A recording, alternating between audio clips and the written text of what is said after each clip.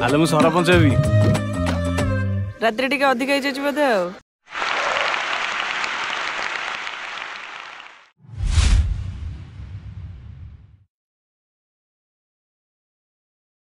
प्रथमे जून 12 तारिख में मुक्तिलाभ सुपरस्टार बाबूसान महांती अभिनीत पावर जार से निजे प्रयोजना करिसेंती।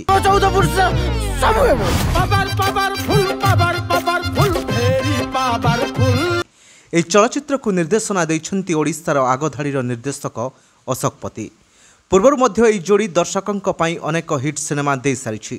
ଏଥର ଦର୍ଶକ ତାଙ୍କଠୁ କିଛି ଭିନ୍ନ ଓ ଅଧିକ ଆଶା ରଖିଛନ୍ତି। अबे भूली जाऊचु कमार छुआ मु ये तकला निया आगरे हथियार बनै पारे जे हथियार चलै भी पारे। एथिसह ଏହି ଚଳଚ୍ଚିତ୍ରରେ ବାବୁସାନଙ୍କ ନାୟିକା ସାଜିଛନ୍ତି ଅଭିନେତ୍ରୀ ଏଲିନା ଏବଂ संगीत निर्देशन ଦେଇଛନ୍ତି ଗୌରବ ଆନନ୍ଦ।